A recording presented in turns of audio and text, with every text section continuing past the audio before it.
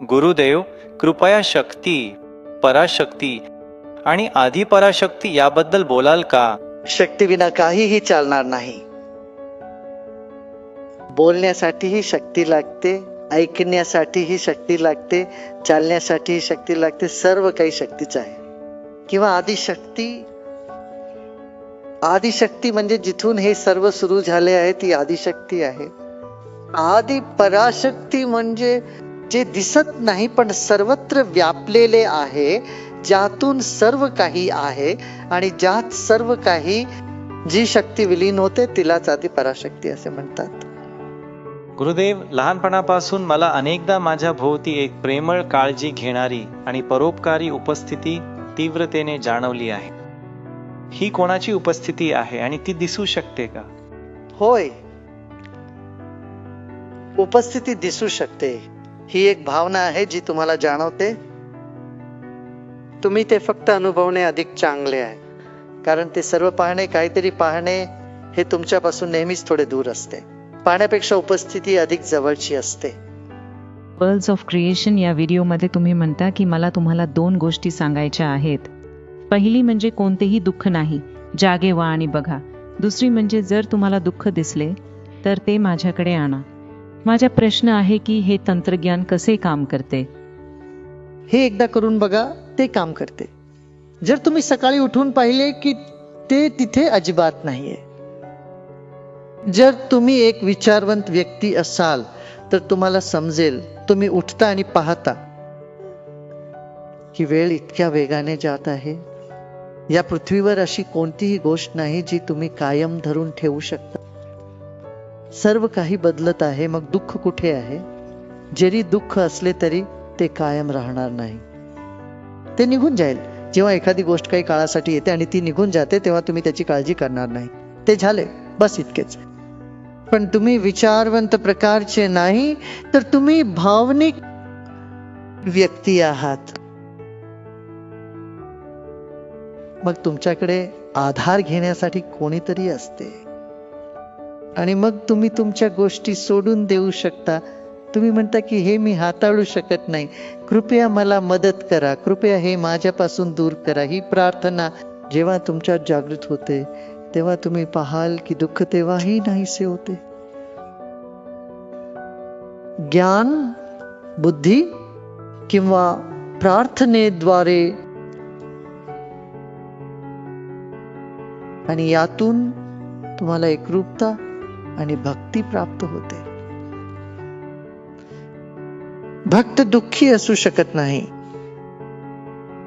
ज्ञानी माणूस दुःखी होत नाही. तर जर तुम्ही या दोघांच्या मध्ये असाल तर तुम्ही दुःखी व्हाल. जर तुम्ही दोन्ही असाल तर तुम्ही दुःखी राहू शकत नाही. खरे तर एका बिंदूवर ते दोन्ही एकच असतात. त्यामुळे तुम्ही कोणताही मार्ग निवडा, भक्तीचा मार्ग जिथे तुम्ही स्वतःला समर्पित करता, तुमच्या समस्या परमेश्वराला अर्पण करता, किंवा ज्ञानाचा मार्ग जिथे आत्मज्ञान होते आणि ते दोन्ही एकाच ठिकाणी येऊन मिळतात. गुरुदेव, एक म्हण आहे, जैसी दृष्टी वैसी सृष्टी. याचा अर्थ जग मला जसे दिसते तसे ते असते. मी युद्ध, हिंसा, द्वेष इत्यादींनी भरलेले जग पाहिले नाही. मग ते माझ्या जगात का अस्तित्वात आहे? ज्या गोष्टींची मी कल्पना करत नाही त्या कुठून येतात? या पृथ्वीवर असा कधी काळ नव्हता जिथे संघर्ष नव्हता. जर तो कधी होताच तर तो खूप कमी काळासाठी होता. कुठेतरी काहीतरी संघर्ष होताच. जर बाहेर जगात युद्ध म्हणून नसला तरी लोकांच्या मनात काही ना काही संघर्ष होताच. घरात संघर्ष होता आणि समाजात संघर्ष होता आणि एका व्यक्तीच्या मनात काय चांगले आहे हे निवडण्याचा संघर्ष होता. मी हे घेऊ की ते घेऊ. तर अशा प्रकारचे संघर्ष तुम्हाला जागे करण्यासाठी आणि पाहण्यासाठीच आहेत का? हे जे आपले निसर्ग आहे किंवा हे जे जग आहे ज्यात आपण राहतो, जे इतके विविध आहे, त्याला शहाणपणाची गरज आहे. त्याला प्रत्येकाच्या मदतीची गरज आहे आणि तुम्हाला सर्वांना काहीतरी करायला हवे. तुम्हाला याबद्दल काहीतरी करायलाच हवे. फक्त संघर्ष पाहून अरे मोठा संघर्ष आहे, मी काय करू शकतो असे म्हणणे योग्य नाही. जर तुम्ही शारीरिकरित्या काही करू शकत नसाल तर निदान तुम्ही त्यासाठी प्रार्थना करू शकता. तुम्ही बसून प्रार्थना करू शकता. जर प्रयत्नांना फळ मिळत नसेल तर प्रार्थना करणे, जागरूकता निर्माण करणे, याबद्दल काहीतरी करणे शक्य आहे. मी संघर्षांबद्दल काही करू शकत नाही असे म्हणता येणार नाही. आणि त्याच वेळी तुम्ही असेही म्हणू शकत नाही की ठीक आहे, संघर्ष तिथेच राहू दे, ते तिथेच राहू दे. नाही, माणूस म्हणून तुम्ही याबद्दल काहीतरी करण्यासाठी इथे आहात. आपण ज्याला वास्तव म्हणतो आणि तुम्ही ज्याला खरे वास्तव म्हटले होते, त्यापैकी खरं वास्तव कोणतं हे कसं ओळखायचं? तुम्ही अष्टावक्र ज्ञान ऐका.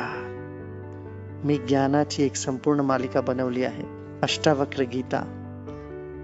आणि ही संपूर्ण अष्टावक्र गीता याच प्रश्नाने सुरू झाली होती की काय खरं आहे आणि काय खरं नाही.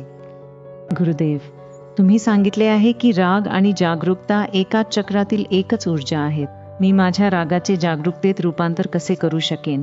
ध्यानाने. जर तुम्ही ध्यान केले तर तुमच्यातील नकारात्मक ऊर्जा सकारात्मक ऊर्जेत बदलेल. नकारात्मक शक्ती कुठून बाहेरून येत नाही.